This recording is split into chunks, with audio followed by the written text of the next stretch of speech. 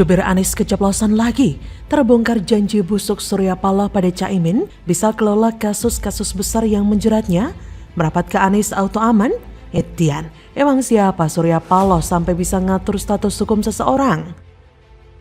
Halo, selamat datang di channel Redaksi Jurnal bersama JJ. Apa yang terjadi malam itu, tiba-tiba di Selasa malam Pak Anies diundang ketemu Pak SP dan dikasih tahu bicara berdua nih, nggak ada yang lain, sampai konon pintunya ditutup. Disampaikan bahwa saya baru saja makan malam dengan Caimin dan singkat cerita terjadi kesepakatan dan sebagainya. Dan dengan seketika Pak Anies pamit, sebaiknya saya tidak di sini Bang, karena ini kan urusan abang lah. Hormati semua keputusan dan ikhtiar kita adalah untuk membawa keadilan, menghadirkan kesejahteraan, itu yang menjadi fokus kita. Pak Anies, Caimin sekarang udah mulai diserang lagi dengan kasus-kasus Kementerian Tenaga Kerjanya. Artinya upaya-upaya untuk terus katakanlah mengganggu penjagalan itu. Dilakukan komentarnya Pak Anies. Insya Allah semuanya lancar. Itu proses bisa terjadi bottom up, bisa terjadi top down, nanti negosiasi. Kalau memang tidak diterima mau bagaimana gitu. Misalnya kalau ternyata keputusannya Pak Surya Paloh bersama PKB itu tidak diterima yang lain, kan juga tidak bisa dipaksakan gitu. Dan kembali nanti apakah Aniesnya bersedia nggak dipasangkan gitu. Jadi dinamika itu semua masih terbuka gitu. Kami mengikuti apa yang menjadi suara dari masyarakat ya, artinya beberapa kali dilakukan puasa di depan gedung KPK ya, terkait kemudian bagaimana kelanjutan dari perkara korupsi yang dulu ditangani oleh KPK ya, mengenai dugaan keterlibatan adanya pihak-pihak lain gitu ya. Ini saya kira ini kan perkara yang sudah cukup lama memang ya di KPK. Kalau memang ada bukti-bukti saat itu tentunya sudah dikembangkan pada saat itu gitu ya. Namun sekali lagi ya tentu karena kami memahami bagaimana peran serta dan aspirasi serta masukan ya dari masyarakat kritikan terkait dengan penanganan perkara di KPK, tentu kami akan pelajari lebih lanjut nanti ya. Jubir Koalisi Perubahan Sudirman Said akui Anies Baswedan dan Surya Paloh sempat membahas status hukum Caimin sebelum deklarasi Cawapres. Menurut Sudirman, Anies dan Surya Paloh merasa penting membahas status hukum Caimin sebelum deklarasi Cawapres, diungkap via channel Kumparan 2 September lalu. Sudirman bercerita pada Selasa malam, tanggal 29 Agustus, Anies menemui Surya Paloh. Mereka berbicara berdua, tak ada yang lain, konon dengan pintu tertutup. Saat itu Surya Paloh mengabarkan pada Anies soal kesepakatan baru dengan Caimin pasca mereka makan malam. Lalu, mereka berdiskusi seputar sosok Caimin. Dalam kesempatan itu, kekhawatiran soal status hukum Caimin di KPK termasuk yang mereka bahas. Namun, Surya Paloh meyakinkan dengan berkata, semua bisa kita kelola, kata Sudirman. Pengakuan Sudirman menjadi penting diketahui publik. Jika pilihan Caimin yang diakui memiliki masalah hukum dalam kasus suap kardus durian sudah diperhitungkan Koalisi Perubahan. Jika pemilihan Cawapres Caimin disadari akan bermasalah di kemudian hari. Namun, Surya Paloh memberikan jaminan mampu mengelola status hukum seseorang. Wow, ngeri sekali mendengar pernyataan dari jubir Anies ini. Emangnya siapa Surya Paloh itu sehingga belagak bagaikan hakim pengadilan yang bisa mengelola status hukum seseorang? Itu pun dengan berdasarkan bukti dan saksi-saksi di pengadilan, barulah hakim bisa memutuskan. Memangnya siapakah Surya Paloh yang berlagak bak Tuhan ini? Dengan janji-janji busuk bisa mengkadali kasus busuk Caimin? Tapi saya rasa perkara kardus durian ini akan kembali memanas kok, karena kasus ini mau digarap lagi oleh KPK. Sebagaimana kita ketahui bahwa pada 2011 silam, 2 pejabat Kemenaker ditangkap KPK. Keduanya merupakan anak buah Caimin saat menjabat sebagai Menaker. Beberapa waktu kemudian KPK juga menangkap kuasa Direksi PT Alam Jaya Papua, yaitu Darnawati yang kemudian mengungkapkan jika perusahaannya memberikan uang senilai 1,5 miliar rupiah kepada Caimin karena telah meloloskan PT Alam Jaya Papua sebagai kontraktor proyek Kemenaker di Mimika Papua sebesar 73 miliar. Uniknya, uang suap untuk Caimin diberikan dengan bungkus dipakai kardus durian. Dalam waktu dekat, tim penyidik KPK akan menggelar perkara kasus ini. Jadi disitulah nantinya pembuktian dilakukan. Apakah Caimin terbukti ataukah justru ia pandai menghilangkan barang bukti? Dan seolah jumawa dengan bergabung bersama Anies, Surya Paloh menjanjikan bisa mengelola kasusnya benar-benar di luar nalar. Dan seperti biasa, kelakuan para pejabat ketika ditanya wartawan soal kasusnya tersebut bukannya memberikan klarifikasi, Caimin malah bungkam. Itu artinya apa? Mengindikasikan kalau dia korupsi benerankah? Gak kebayang kalau Caimin pakai rompi oranye lalu masuk penjara. Habis sudah karirnya dan cita-citanya pengen jadi calon wakil presiden pun sirna sudah. Untuk itu, tidak ada pilihan lain bagi Caimin selain dari cari selamat. Entah dengan cara mengintervensi penyelidikan yang dilakukan oleh KPK atau ya ini gabung dengan kubu Anies Baswedan, mengamankan diri dengan janji-janji Surya Paloh yang menjamin bisa mengelola kasusnya. Ternyata bukan cuma kasus kardus durian, ada beberapa kasus yang juga menyangkut nama ketum PKB itu.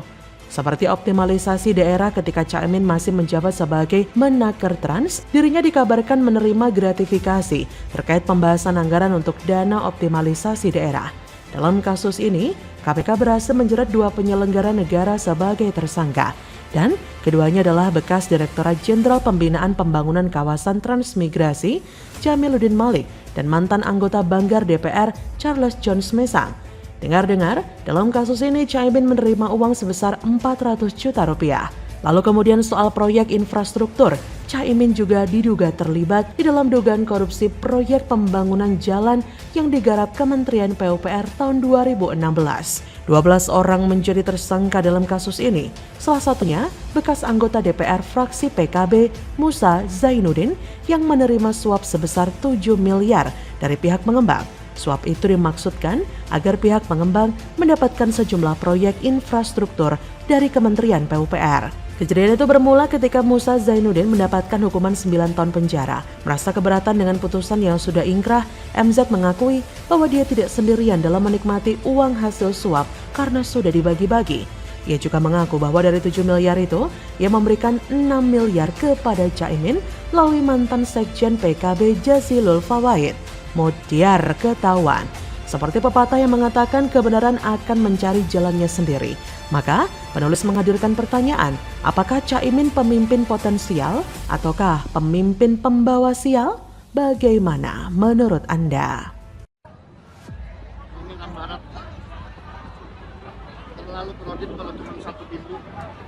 Terlalu kredit ini kalau cuma satu pintu nggak akan nampung.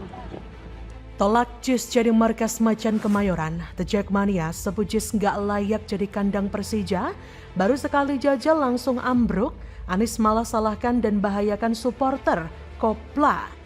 Karena Jackmania lah kelompok yang paling teriak lama minta dibikinin stadion.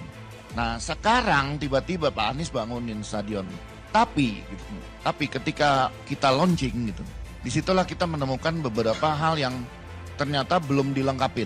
Misalnya gitu, akses masuk, kita nih penonton bola yang paling ngerasain. Pada saat launching, akses masuk yang dibuka hanya Ram Barat. Padahal ada Ram Timur. Kita nggak tahu kenapa Ram Timur waktu itu nggak dibuka. Halo, selamat datang di channel Redaksi Jurnal bersama JJ. Sejumlah pendukung klub sepak bola Persija Jakarta atau The Jackmania masih meragukan kelayakan Jakarta International Stadium yang diwacanakan menjadi kandang Persija dalam mengarungi kompetisi BRI Liga 1 2023-2024. Salah seorang pendukung Persija yang ditemui Kompas.com Minggu 9 Juli 2023 bernama Damar Widiatmojo menilai masih ada yang perlu diperbaiki di JIS. Salah satunya akses masuk supporter, karena jika tak diperbaiki, itu akan memakan banyak waktu untuk supporter masuk. Damar khawatir, minimnya akses keluar masuk di sana akan membuat supporter kesulitan. Terlebih kapasitas di stadion tersebut terbilang besar dan mampu menampung puluhan ribu orang. Belum lagi jika terjadi hal-hal yang tidak diinginkan, seperti tragedi Kanjuruhan misalnya. Ditambah menurut Damar, fasilitas di dalam stadion juga masih kurang oke dari segi pagar yang begitu rapuh. Beda dibandingkan dengan Stadion Utama Gelora Bung Karno atau GBK. Selain Damar, salah satu The Jackmania asal kota Bekasi, Denny Putra, hampir sama dengan Damar. Ia menilai bahwa stadion itu masih perlu sedikit direnovasi. Menurutnya, renovasi patut dilakukan pada sarana dan prasarana yang mendukung stadion tersebut. Salah satunya adalah akses pintu masuk dan keluar.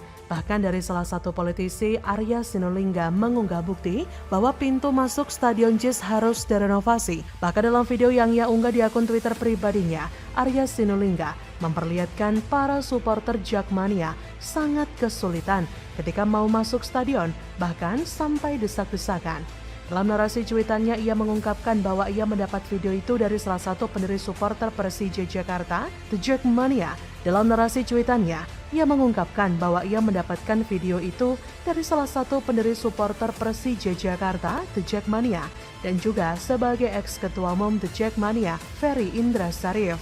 Jadi memang JIS ini perlu direnovasi, akses masuk yang hanya satu pintu, akses parkir yang belum ada, menjadikan JIS belum layak dijadikan markas Persija Jakarta. Bahkan, The Jakmania sendiri pun mengakuinya.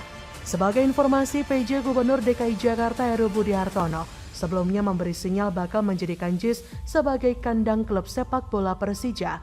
Kemungkinan itu dibahas Heru dalam pertemuan terbatas dengan manajemen Persija Jumat 7 Juli di Balai Kota Jakarta. Meski begitu, Heru tidak secara tegas memberikan lampu hijau kepada tim berjuluk Macan Kemayoran untuk menjadikan JIS sebagai kandang.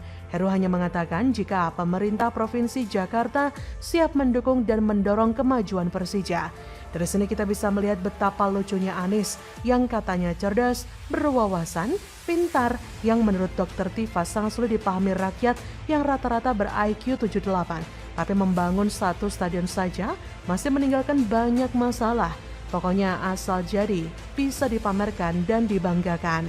Betapa malunya Anies saat ini di mana JIS mau dipakai tapi tidak layak sehingga lagi-lagi pemerintah pusat harus turun tangan, renovasi lagi, sesuai standar pula. Artinya selama ini masih belum sesuai standar ya. Terlebih Jakmania sendiri mengakui keburukan dan bahayanya JIS jika digunakan untuk markas Persija Jakarta, yang mana bukan hanya membahayakan para pemain tapi juga supporternya. Dari sinilah Anies akan mau membuktikan pada dunia bahwa kualitas dirinya masih tidak sesuai standar yang layak. Ya iyalah, sumber resapan aja udah bisa jadi bukti toh. Melakukan apapun jarang tuntas dan akhirnya harus diselesaikan pemerintah pusat. Menjijikkan, gitu kok bisa kerja. Bagaimana menurut Anda?